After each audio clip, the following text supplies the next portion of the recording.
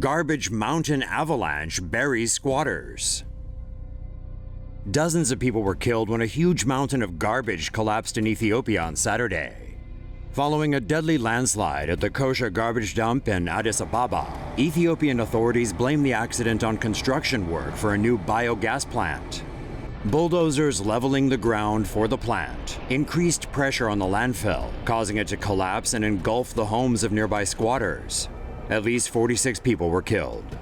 Addis Ababa is home to 4 million people. The city produces some 300,000 tons of waste each year, and most of it is dumped at the Koshe landfill.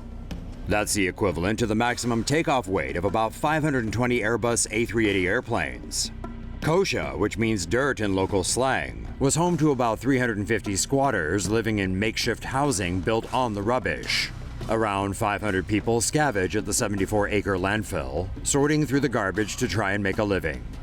Despite the country's rapidly growing economy, nearly 20 million Ethiopians still live below the poverty line set by the World Bank. Say no to safe spaces on YouTube. Support TomoNews at patreon.com/TomoNews. Often referred to as the cradle of humanity or cradle of civilization, Ethiopia faces some very modern challenges. Ethiopian tribe kills twins and children they deem illegitimate, as they are considered cursed. These kids seem happy and carefree, but in fact, they're the survivors of a cruel cultural tradition.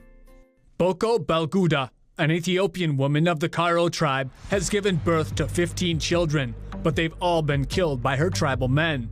Some were thrown into the river and devoured by crocodiles, others abandoned in the wild. The killings took place because prior to her wedding ceremony, her husband did not perform the required ritual of jumping over bulls. As such, their marriage was considered unlawful, and their illegitimate children were considered cursed. In addition to killing children born out of wedlock, babies who are born twins, or children whose top teeth come in before their bottom, are also considered to be cursed. It is believed that if the cursed children are not killed, the tribe will be stricken with drought or diseases. Fortunately, after a charity called Omo Child interfered, the Karo tribe has stopped killing babies. The custom is now also prohibited by the government. However, tribes such as the Hammer and Bana continue to murder their cursed infants. Experts estimate that approximately 300 children are killed for this reason every year. Chinese-built electric railway between Ethiopia and Djibouti starts operations. The Chinese-built Ethiopia-Djibouti Railway officially opened last week, marking the latest instance of Sino-African cooperation. The 750-kilometer railway links the Red Sea port of Djibouti to Ethiopia's capital of Addis Ababa. It is Africa's first electric railway. The trains are powered by overhead wires. The train can travel at a top speed of 120 kilometers per hour, which is much slower than other high-speed trains around the world. The railway is expected to reduce the drive time of 7 days between the two places to just 10 hours. China has already invested more than $20.6 billion in Ethiopia since 2005, mostly in low-interest loans to build infrastructure. An Ethiopian airline flight heading to Rome was forced to land at Geneva early Monday morning after being hijacked by its co-pilot. The Rome-bound flight took off from Addis Ababa at 12:30 a.m. The co-pilot, a 31-year-old Ethiopian, locked himself in the cockpit while the captain went to use the washroom.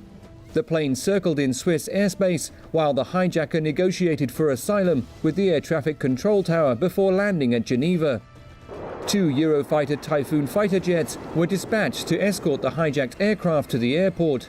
The co-pilot surrendered to Swiss authorities after exiting the aircraft through a cockpit window using a rope. None of the passengers were injured. The hijacker could face up to 20 years in jail. Say no to safe spaces on YouTube. Support TomoNews at patreon.com/TomoNews. Egyptian President Mohamed Morsi on Monday warned Ethiopia that all options are open in dealing with its construction of a Nile dam that threatens his country's water supply.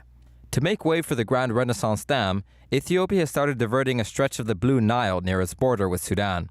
The river, one of the Nile's two major tributaries, contributes roughly 4/5 of the Nile's flow, while the other, the White Nile, accounts for less than a fifth. Upon completion, the dam will be 145 meters in height and stretch nearly 1.8 kilometers in length. Experts estimate that filling Ethiopia's massive reservoir could cost Egypt as much as 20% of its Nile water in 3 to 5 years. The building of the $4.7 billion hydroelectric dam, Africa's largest, challenges a colonial-era agreement giving Egypt rights to 90% of the Nile's water. With the recent completion of the large Eshegoda wind farm, Ethiopia is solidifying its role as sub-Saharan Africa's biggest renewable energy producer. Ethiopia recently completed the Eshegoda wind power project, bringing 84 massive wind turbines online. Each turbine is close to 80 meters tall and generate power using basic windmill technology. Wind turns the turbine, which use gears and a generator to convert the energy into electricity. Underground cables lead to a substation and transformer before the electricity is transmitted to the population centers. Ethiopia currently produces around 2,000 megawatts of electricity, but hopes within 2 years to boost that to 10,000 megawatts, roughly the annual usage of a single US household. With more wind farm projects in the pipeline, officials hope one day to export electricity to neighboring countries. Several more wind farms are scheduled to be completed soon, which could help Ethiopia meet its goal of becoming a middle-income, carbon-neutral nation by 2025.